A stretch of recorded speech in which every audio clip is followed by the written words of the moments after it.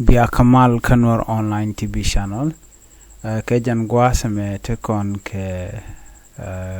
breaking news ke rek medadien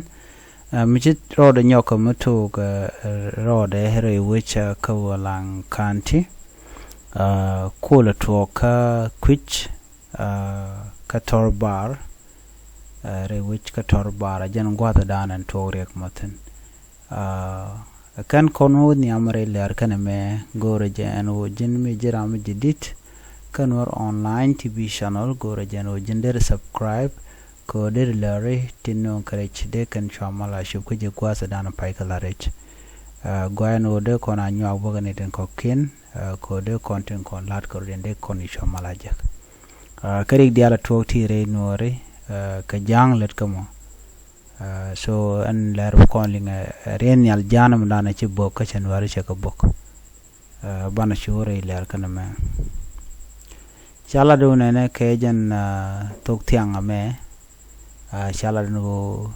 ci ren yal jane ci nyok bok jen awa bok ke tabadak ke jan tok tiang paywo jen ko lo bok ne Shallow jen che chemical ke cluster bomb che je use cluster bomb challenge nen ne beje nyoko munyo de yebo ko de ko ngaje no en cluster bomb no man metede ka ngai kono ban shang bano shirke me chene kon che kana rewe che kana sir kene kene lungu chuk chana kene ngade kono che cluster bomb ko lata la jena man mi chala che ke jat no la ja dop ko gwada danan yor jepin yo mi chaje yor pin yo be pin mo be shu dop jene dane ko ne konto wan ko ga lo wan ka je chire ma ngai kon so en cluster bomb ja ka she man mo kwa la kir me yadi la ka jen cluster bomb chaje ban ke chaje wo yu monen wo chaje de dwai ran teram de dwaje she man mo gwa ne jen dundo ko Canadian content dwaike na match and class bomb me nyol je gwano Canadian cha jur ka cha jogo no na kanore lo ka je Uganda okay benyo de class bomb je Uganda akente ka match me chegme che konnen bona ka jan gwaze dan je kon ngaje gwano let ken mi chirga no mon telemeta ka ko ntame shin mon nen bona me jan class bomb etal acetate mene jene chemical mi je ki chemical gwa mi che pen karan ki mi che roda your point la ji mo je krek so jene danen kwal logo je wi mono wode je use baratem youth je so Sudan la mi ki jang chane chole jang youth jang ko jene danen che kare ala ko no bi kan war bi kan nakaje adi nen gwa da me ka jen need content kwa je ka ala tiagde gwaz mende kon je no te ke tar wech ke net wech ke mnadian mi chine gross wech na 2.18.5 ke 218.5 kg mama tiage long 200 ya 218.5 kg ka tiagde okay ala kem quality rate so mi je pen je thok bo gwa mo be je wang chit kamen chaje nen gwade dan chaga wan ko mi pen joran chatok la ji chwa mo jarek be godu be chu yot no mo amila kanalet so re chit to ka jen tuk tyang me mo changa jen dang ro kel ka pa dio kron kin dang ro jen dang ro dich cha kwich kana torbar cha nyo ko mi buka ka kuma so sudan ki kuma jane kare nyalan bok re nyal ji Uganda okay ko ji Uganda kan ko la bong ne sha chire nyala mo che bok ka chana te ko mo ka bot no chalaru dong man no kana man wa che ko mo ka bot adung do ngora kan pek boni kene ko yam mo ka bot kan pek din kan na ngach chane ngaj bo mandan grun wang along che chi ka bok ka jen the same place ka kuch ka torbar ka ulang duno an jaga me kan pek na mandan ba kan pek na la chu mena tiang me ala kuma che me cha rai ka video che wa kan pai kan ngwa me de ga bere ulang ka je ka de ko nasar jen la dana gor ken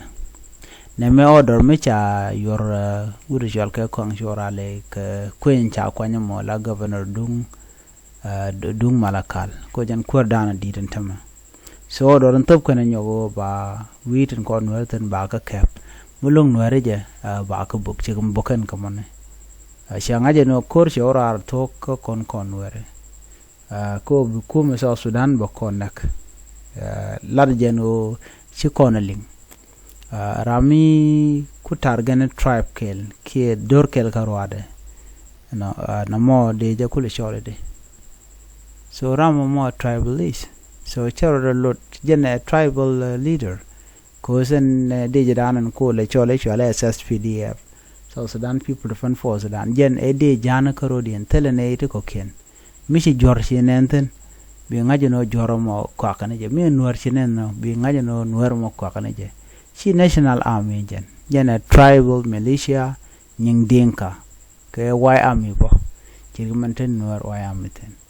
andi man dan sha gor nuari tentere we nasir la jechen bor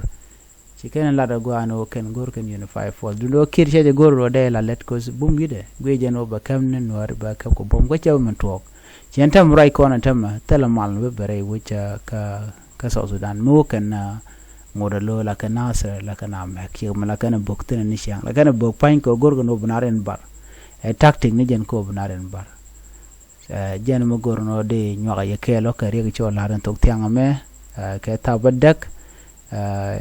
mede ke minen jen nang de gude de PM jem do ko raga tara wotama kwala report e tana che wona ka ta wel mede jandi de baro PM so jeno che renyal mo che boka renyal jane ken ngod bokana bi ngaje no che ken declare wala no chalar makoy lo no renyal mi shane na boka yene ko nor bi ngaje no dung jana so jana agenda dien ekeni biko korwa chimani 100 years to come jenta dan tegeten ban man din yen chi roch man din yen shango kano de na de tek de na te shanga teloidien rochi jen dan din jen but jang aje roch tegeren mi shala ram kel dio professor kel mi jalla dio lar jen ga jen 2011 ne shi wonwal je we so dan mo wanya janan kan jinu bi na ton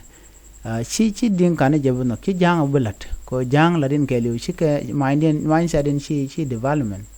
mindset din nyir kana destruction gen mindset take